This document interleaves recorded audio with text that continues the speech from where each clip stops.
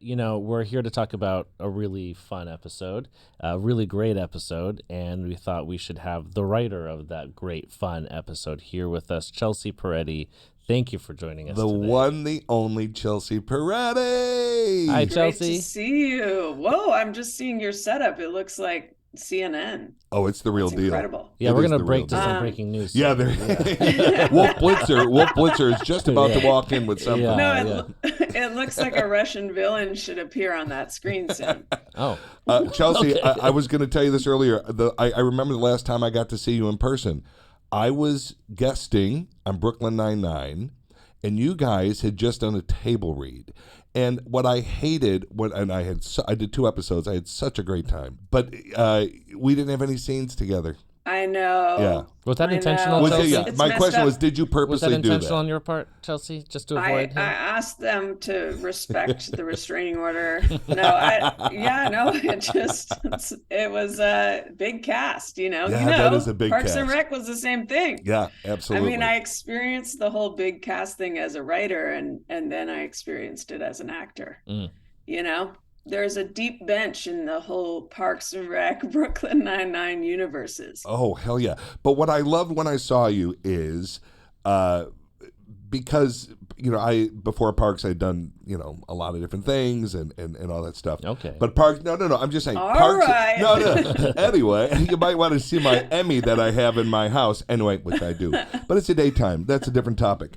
No, but seriously, whenever I see any Parks-related people, it just warms my heart.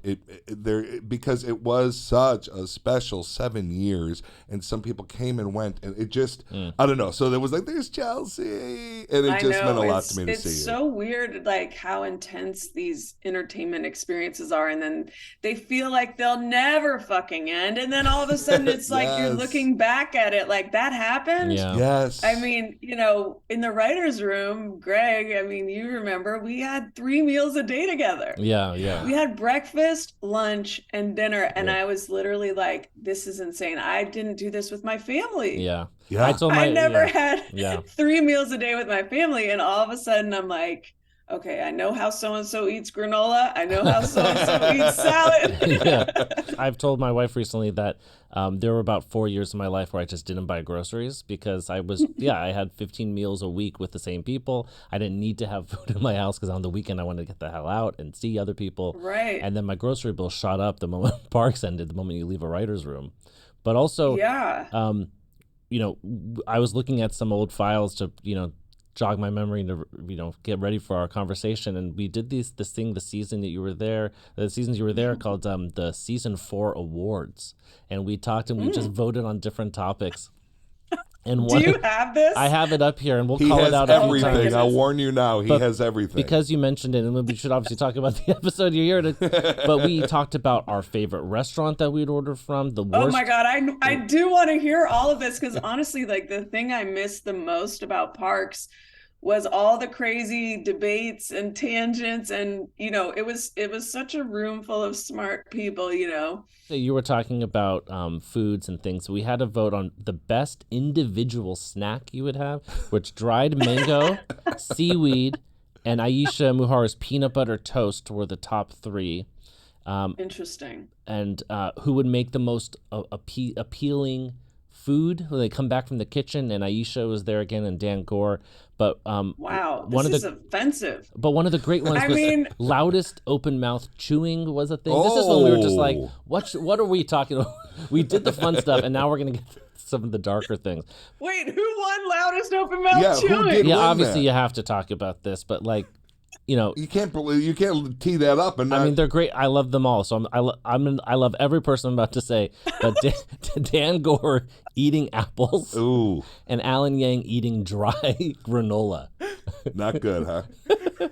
Yeah, that's vile. Yeah. But Jim, back to you, boss. Well, no, I was just Now saying. that is the nitty gritty. Yeah, That's That the is. nitty gritty. You want behind the scenes people, you're getting behind the scenes. Yeah. And I know we'll get into this episode, but Chelsea, how did you come to Parks? How did that happen? I want to just say one thing back to the food. We're not going to talk about anything other than this food. Yes. Dried mango winning is the saddest thing I've ever heard. Dried mango as a top 3 snack. Yeah. I mean, that's a travesty right there. Well, also dried it's a problem. dried seaweed became a thing. Everybody was eating those packets of seaweed. Yes. I'm like, that's vile. I mean, and all 3 of those snacks are actually, it feels like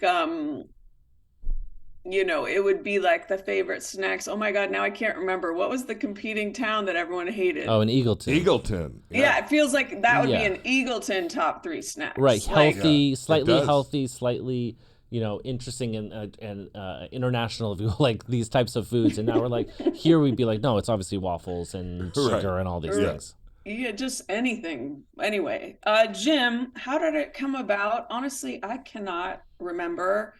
And this is the thing. I mean, I looked at when I wrote this script, it was 2011, right? I mean, that's so long ago now. It's kind of crazy. Yeah. I also was rereading. I reread my draft and then I reread the shooting draft and I watched the episode because I can't even remember like which jokes I was super into. It's all kind of flown the coop.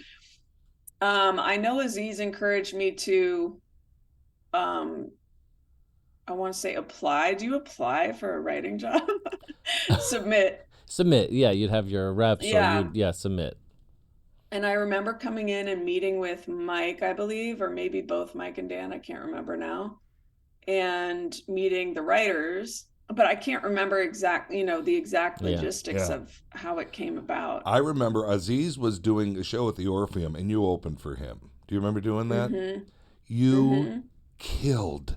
You killed. And then Aziz comes on, and I don't know half the shit he's talking about because I'm not his demographic. He's Jay-Z this and Beyonce this, but I remember the people around me. Those very obscure people. No, but I mean, I'm an old SOB. I know who they are, but he's referencing being at this party and this rapper, and it's just, he didn't mention Barry Manilow, he didn't mention Air Supply. I mean, what am I supposed to do with that? Yeah. But Chelsea opened for him, and I just was blown away because I didn't know your stand-up, and it was amazing. And I do all Barry Manilow jokes. That's why I loved it. You have a 45 on Manilow. She ends with, everybody, we made it through the rain. And then the place goes wild, and that's how it was amazing.